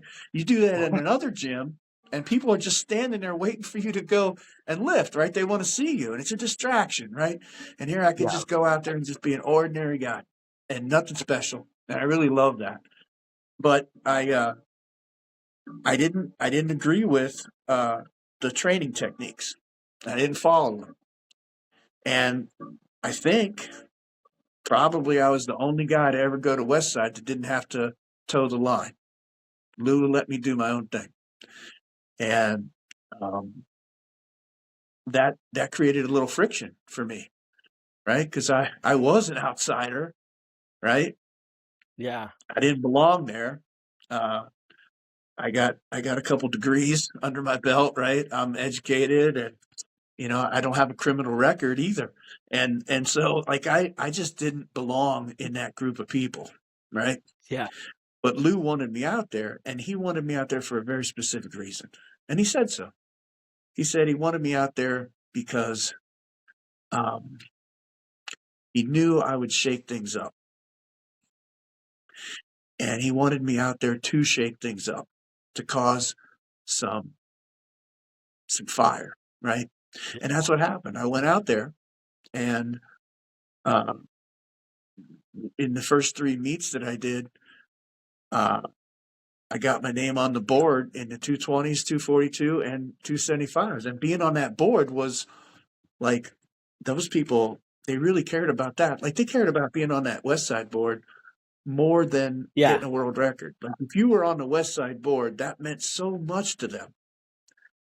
And I go out there, and then boom, boom, boom. I'm right across, right? Here. And that just and Yep. it started a fire. And then from then on, though, every time I'd go to a different class and have a personal record or something, my other lifts were up for grabs, and Kenny or George would take it, right? And then we went back and forth quite a few times, and they had more world records than I did, but Lou was right. He got what he wanted. I didn't fit in. I didn't toe the line. I didn't have to go to the breakfasts.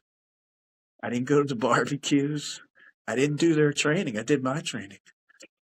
And Wow. um, he let me, right? He let me do that.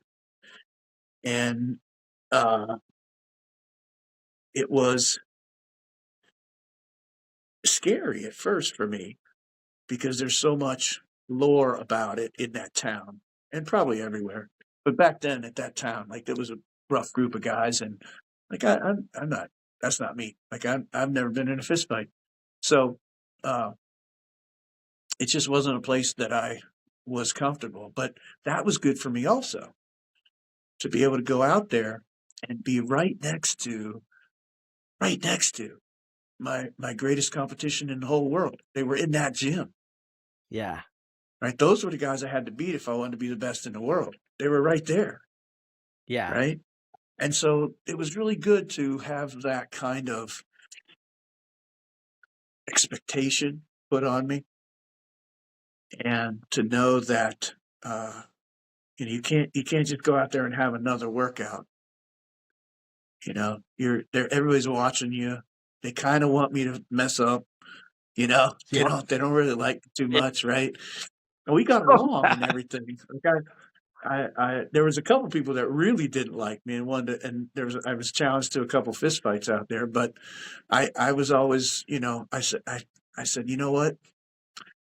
Uh, I got somebody to be, and I've got work to do here. Maybe when I'm done Yeah. with my workout, I'll meet you out in the parking lot, and we could have a fist fight. Maybe. I don't know. But right now, I'm Yeah. here to do this work, and you're not part of the Yep. program. I'm sorry. Like, I don't care how Yeah. mad you are or whatever's up your ass. That's something you're gonna have to deal with. I can't worry about you. But maybe when I'm done, then we'll have a fight. But I never did. I never had a fight. I thought one Yeah. time I was going to, though, but one time I was okay with that. I was like, well, I've never been in a fight. I don't know what I could do. What's the worst that could happen? I get knocked out. So what, right? Like, Yeah. but maybe I'll find out something about myself. And so I was a little curious, but nope, it didn't happen. And I'm glad it didn't happen. That's not my personality. But the uh, the the leeway I got there was pretty much unheard of. And Yeah. and there were some other benefits too. Like Lou gave me a key so I could come in whenever I wanted to. Wow. I still have it. I still have it in a little box that I put on the wall. He gave me a key. He said, if you want to come in here, and I shot some of my videos in there, my training videos. I shot them at Westside, the old Westside. I went in there on like a Sunday afternoon or a Saturday afternoon and just shot some videos in there. There was nobody in there, you know. Yeah. And I'm not sure if other people had a key or not. I did not worry about other people there. I worried about me, and Yeah. I I was always respectful, and I just did my work, right? And then what happened was, over time, uh, I don't know that they had an influence on me and my training, but I know I had an influence on them because they started, like, I didn't name the JM press. I'm not that, uh, I'm not that audacious to name it after myself. But what Yeah. those guys would do is they would do a max effort day, and I remember one time George and Lou were talking, and they're like, "What do you want to do for triceps today?" And George was like, "Let's do those presses that JM does. Let's do those things." And slowly but surely, that became the JM presses, were the presses that those weird presses that JM does. Those Yeah. became the JM press, right? And I was just doing what I was doing. Like, I didn't name it or I didn't have anything out. So I know I contributed to at least one part of their training that was beneficial for them. And I've heard Louie say that his bench was, he gave a lot of credit to that movement. Like, he really liked it and he thought it was super beneficial, and he just started talking about it, right? That's how it became what it is, not because of me, but because they talked about it so much and they used it. So that made me Yeah. feel good that, like, I contributed, right? I didn't just go out there and take advantage of uh, the environment being real fierce and everything and getting, which I did though. I took advantage of that. Like, I went out there and I was on point every time I walked through that door. I was Yeah. ready to go, right? I was ready to perform, and I felt like I was on display too. And I wanted to do well, right? I wanted to do well for myself and for have good showing out there. And everybody Yeah. was like you were talking about. They were like a hawk watching for mice, looking for somebody to fuck up, and they would. Yeah. And so I never had to worry about that because I was always on point out there. That was good for my training. It was good for my that kind of pressure was as good or better than meat pressure. I was good at doing meets because I practiced so much, but this was a different kind of pressure to perform, and that Yeah. was good for me. That was good for building my calm and my collectedness, and I benefited quite a bit from going out there, and it was a good experience. I tried out of respect. Lou started doing the speed work about the second year I was out there, Yep. and I just don't agree with that in any way, shape, or form because it doesn't agree with reality. It doesn't agree with physics. And so, but they were doing it so much, and they were doing really well with it. And Lou's always he's like, come in on Sunday and do speed work, and Yeah. I'm like, no, it's not going to work, Lou. It doesn't work. It's you're wasting your time. It's not helpful. And Yeah. so out of respect, I took 8 weeks and I did the speed work with him for 8 weeks. And sure enough, it didn't do anything. So I felt fair. That was a fair. Um, I gave it my best shot, and let let the cards fall where they may. And of course, then it just proved me right again.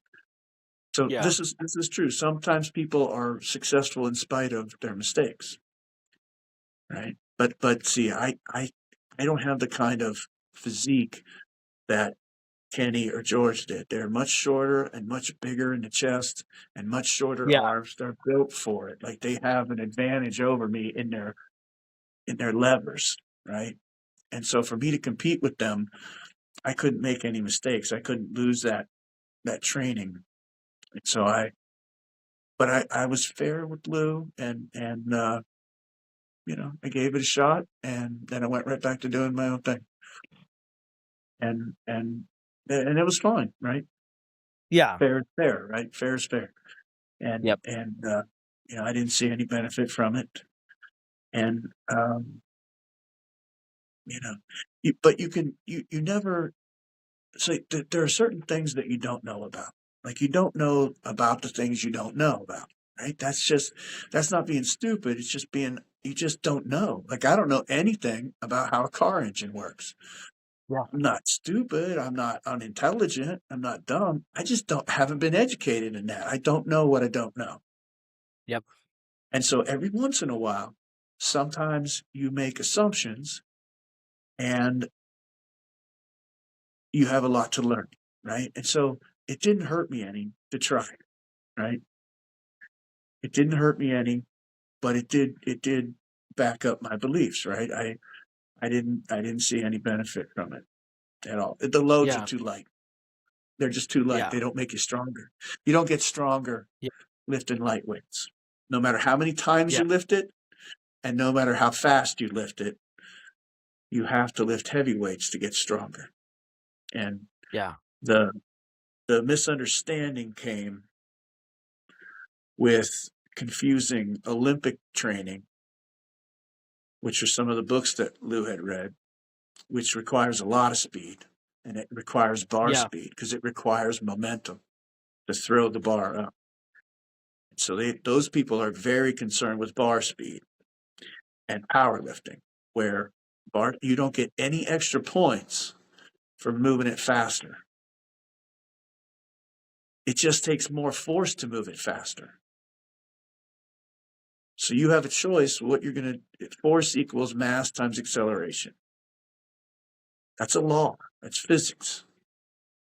Yep. So if you have a given amount of force, whatever your muscles can produce, let's say it's 10 units of force.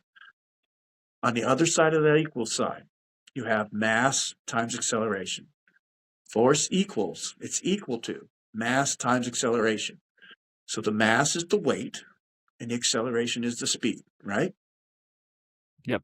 So if you have 10 on one side of the equation, what has to be the multiple of the other two sides?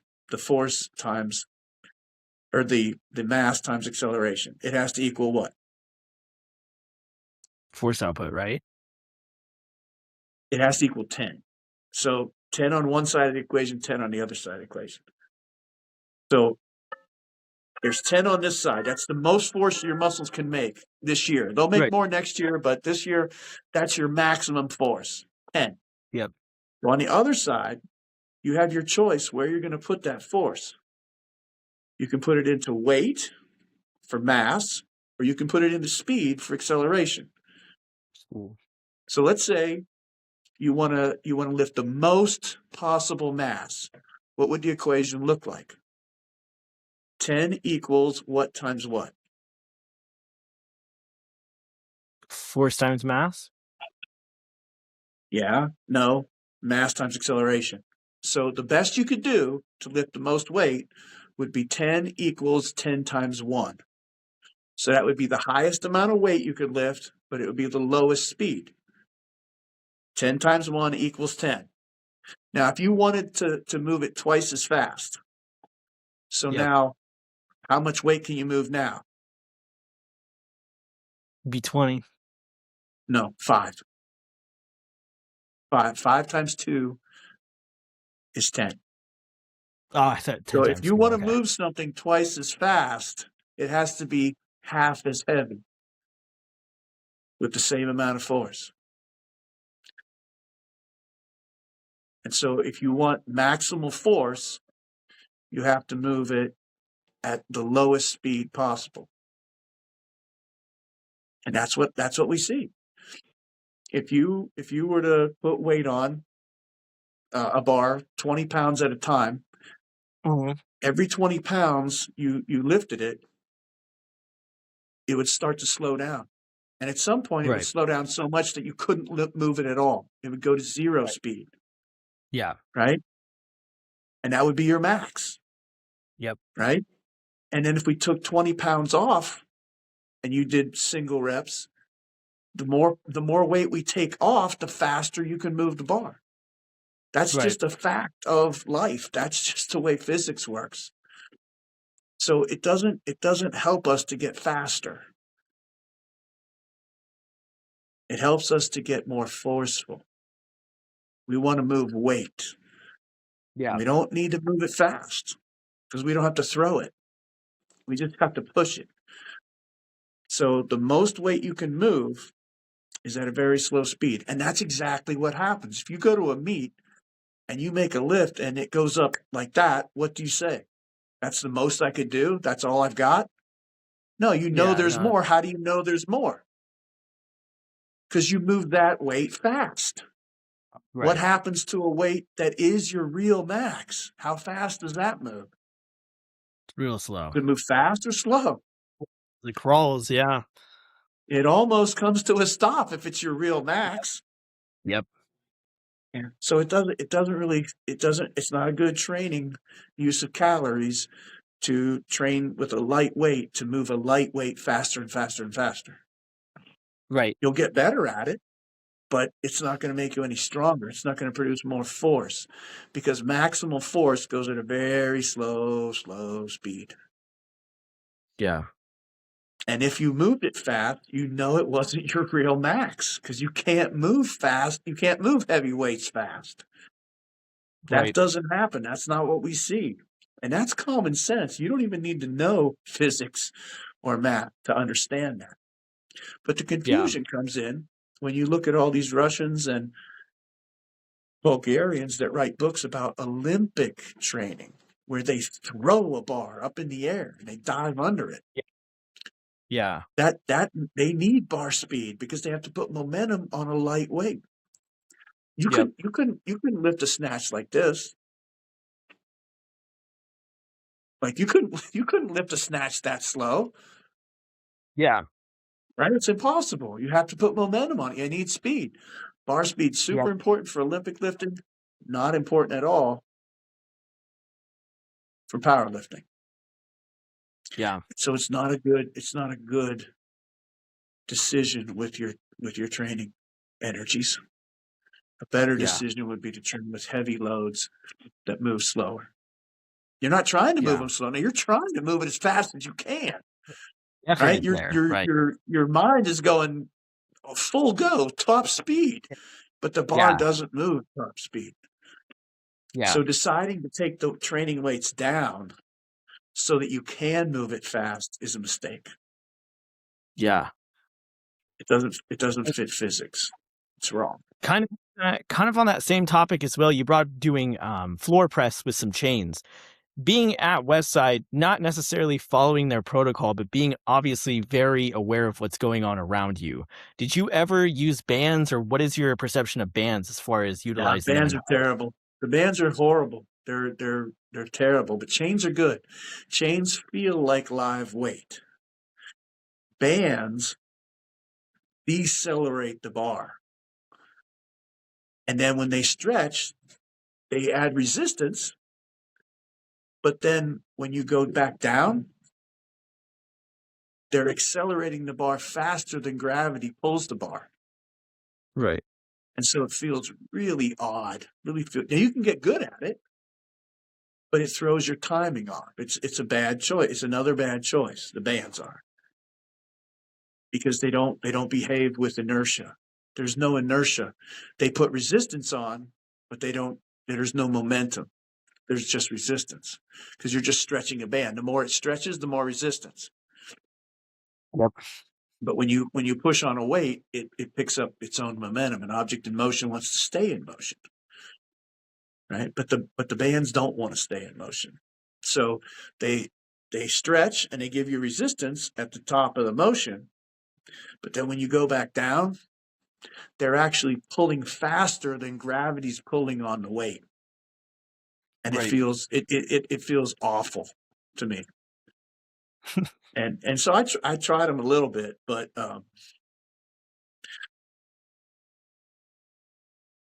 Yeah.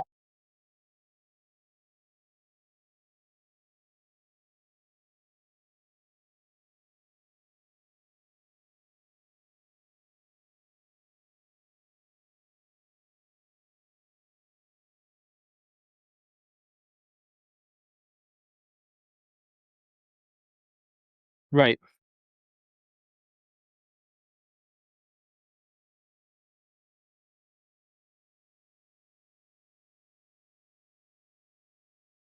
Yeah.